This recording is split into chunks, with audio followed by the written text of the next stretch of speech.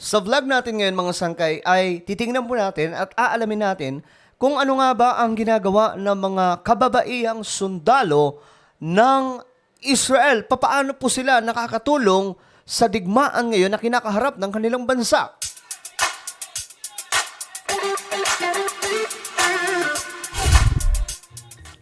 Magandang oras po sa lahat ng mga nanonood, lalong-lalo na po yung mga solid sangkay dyan. Bago tayo magsimula, pakisubscribe po muna yung ating YouTube channel. So sa baba ng video na to, kung bago ka pa lang na nanonood dito sa ating channel, may makikita ka pong subscribe button sa ibaba. So ang gawin mo lamang sangkay ay i-click ang bell, i-click ang subscribe, i-click ang bell, at i-click nyo po yung all. Kung kayo ay nanonood sa Facebook, huwag nyo pong kalilimutan syempre na i-follow ang ating Facebook page. So ito mga sangkay, na-curious din po ako. Ano ba ang paano nga ba nakakatulong ang kababaihang sundalo ng Israel? Kasi, di ba, sobrang sikat nito mga sangkay na marami pong mga sundalo ng Israel, mga kababaihan din. Talagang nakakabilib. So, tingnan po natin.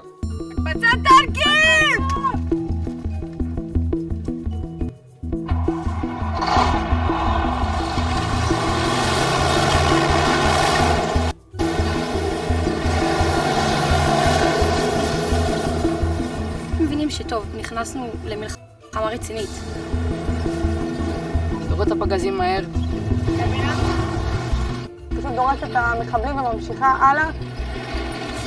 יוצאת להתקפה.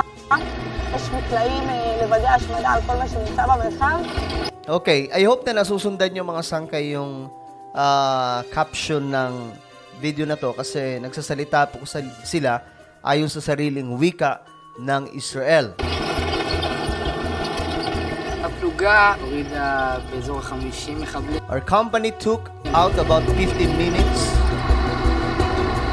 No? קוראים להן הגר, הילה, טל שרה, מיכל, קרני, אופיר ותמר. רק בנות 20 פלוס מינוס, אבל הטנקיסט... Just 20 years old. Grabe naman yun. Tingnan nyo mga sangkay ha. Ito sila ay 20 years old lamang. But these tank crew members and their company, ano ba ang kanilang nagagawa? והחברות שלהן, Ayan, no? בפלוגה, עשו ב7 באוקטובר. Made history on היסטוריה. October 7. הנשים הראשונות בישראל, כנראה בעולם כולו. These are the first women in Israel, maybe in the world, that fought in an armored battle. Grabe. O, tingnan po natin mabuti. 20 years old. No? Lumalaban para po sa kanilang bansa. שלחמו בקרב שריון. קרב הירואי שבו הרגו עשרות מחבלים והצילו קיבוץ שלם. בצילום הזה, שמתפרסם כאן לראשונה, רואים את הטנק של קרני, מפקד הפלוגה. Grabe, nag-ooperate po ng tangke na panggera, mga sangkay. פורץ בסערה את השער של קיבוץ חולית, בדרכו לטהר את הקיבוץ ממחבלים. יום הקרב שלהם מתחיל בבוקר של שמחת תורה, 7 באוקטובר. כשהמחבלים פורצים את הגדר מעזה לעוטף, הטנקיסטיות נמצאות בכלל הרחק משם, בגזרה אחרת, בגבול מצרים, בבסיס שלהן, בניצנה. הן מתחילות לנסוע עם שני כלים, טנק Tingnan nyo nga naman mga sangkay. וקטלן, סוג של רכב משוריין, לכיוון צפון. הטנק דוהר באופן מאוד יוצא דופן, עשרות קילומטרים, על כביש 232, בדרך ליישובי עוטף עזה. ליד מוצב סופה הן נתקלות בעשרות מחבלים ששועטים לעברן ומתקדמות לכיוון הגדר. בגדר המערכת של רצועת עזה הן מבחינות באותו פתח ענק שיצרו המחבלים. ומשאירות שם So yan po ang טנק pasimula אחד mga לשמור. sangkay noong October הטנק של מפקדת 7 המחלקה kung saan שקד, nagsimula po ang שמונע מעכשיו matinding digmaan מהעזתים להמשיך ng ולעבור Israel laban דרכו po sa Hamas nung לכיוון pinasok עזה po ang או לכיוון Israel ישראל.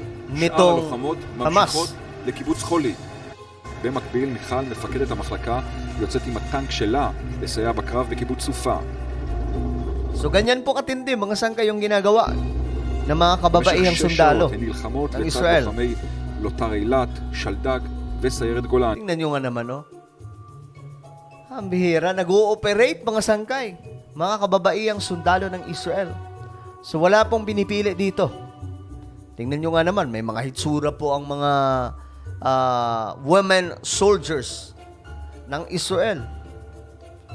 Dito sa atin, mga sangkay, ano lang ano tawag dito? ROTC lang, di ba? Takot na takot pong marami. Pero eto mga sangkay, ewan mo na lang kung kakayanin ito ng, kaya naman siguro ng Pinoy, no? Kaya nga lang, ano kasi mga sangkay marami ang may ayaw sa ROTC. ROTC lang yan Hindi pa po yung mandatory military service. Sa kanila mga sangkay, I think mandatory din po sa Israel. Pero, ibang klase po talaga ang Israel. Pag mayroon pong malaking problema, alam nyo nung nangyari po nung October 7 ang pagsalakay nitong Hamas sa kanilang bansa, marami pong mga sundalo o mga reservist, okay? Ang nasa ibang mga bansa, nag-uwian po papunta sa Israel para po sumabak sa digmaan. Tulungan po ang kanilang bansa. Kagaya po ng ginagawa po na ito, mga sangkay. פוגעות בעשרות מחבלים, Kumbaga, dedicated po talaga sila para po sa kanilang bayan. מנקות את הקיבוצים מרוצחים. השבוע, חודש וחצי אחרי, פגשנו אותן לשחזור ראשון של יום הקרב, שייכנס לספרי ההיסטוריה. בעצם בשעה 6:30 בבוקר, Grabe, bata pa. טלי מגיעה לחדר שלי, מעירה אותי, אומרת לנו שיש חדירת מחבלים, ובאמת מבינים את גודל האירוע. אני נמצא בבית, יש לנו שני טנקים תמיד בכוננות, שהייעוד שלהם הוא גבול מצרים, נותן להם פקודה לנסוע על הכבישים לכיוון מצרים, לכיוון הגדר, ואומר להם שניפגש בדרך. זה מאוד יוצא דופן. מאוד יוצא דופן. לטנקים לעזוב את הגזרה ולנסוע לכביש צפונה. זה מאוד חריג, אבל תוך כדי הדיווחים של בין 6:30 ל-7:30 בבוקר, אנחנו מבינים שזה משהו בסדר גודל אחר.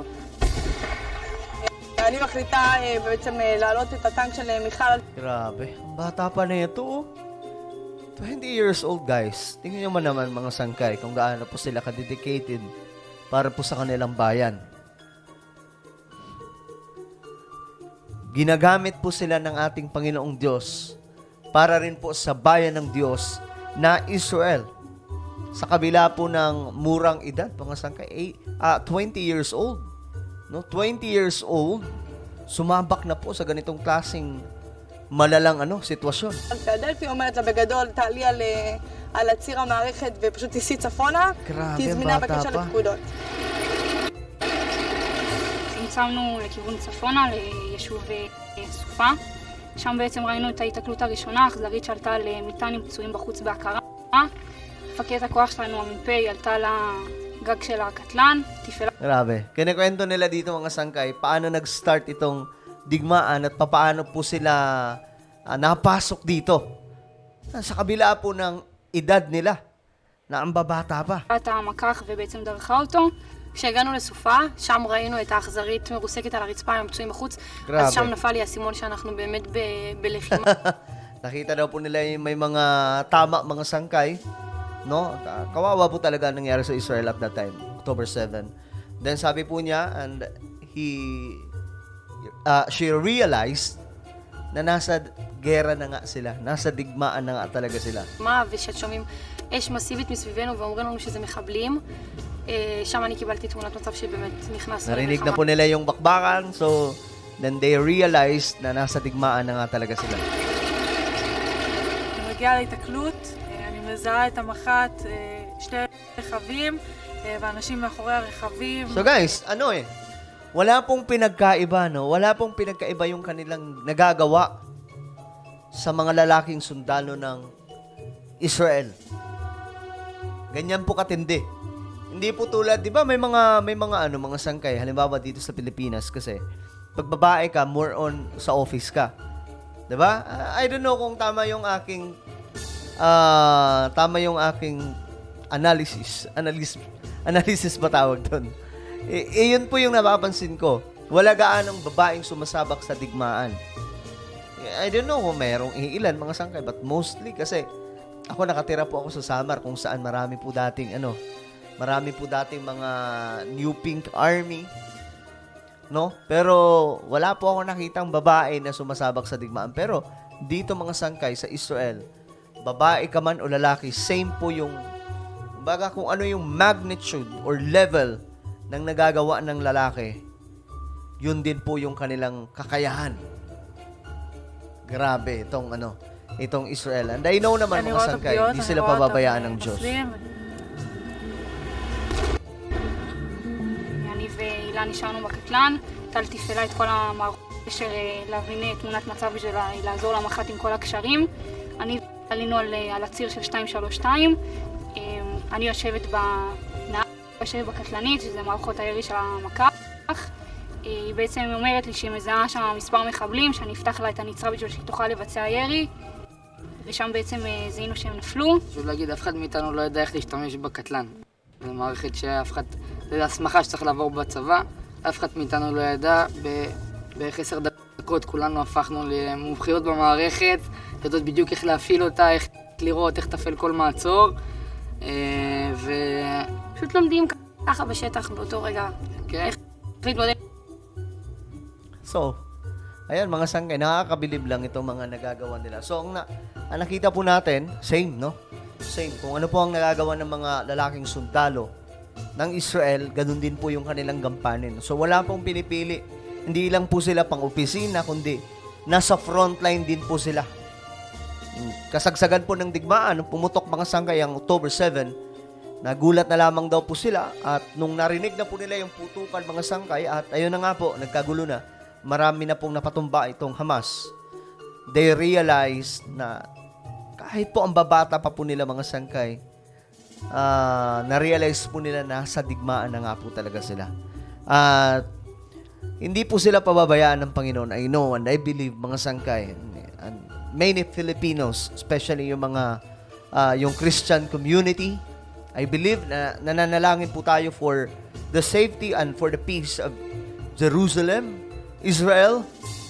At ganun din po, mga sangkay sa mga inosenteng Palestinians and Israeli na nadadamay po sa digmaan na ito, no? Na ginawa at inumpisahan po nitong terror organization, wala pong iba kundi ang Hamas. So, let's pray for Israel. Nalaway gabayan po sila ng ating Panginoong Diyos lalo sa matinding digmaan na ito. Ano po ang inyong komento mga sangkay? Just comment down below. And now guys, I invite you please subscribe my YouTube channel, Sangkay Revelation. Hanapin nyo lamang po ito sa YouTube. Then click the subscribe, click the bell, and click all. Ako na po ay magpapaalam hanggang sa muli. This is me, Sangkay Janjan. Palagi nyo pong tatandaan that Jesus loves you. God bless everyone.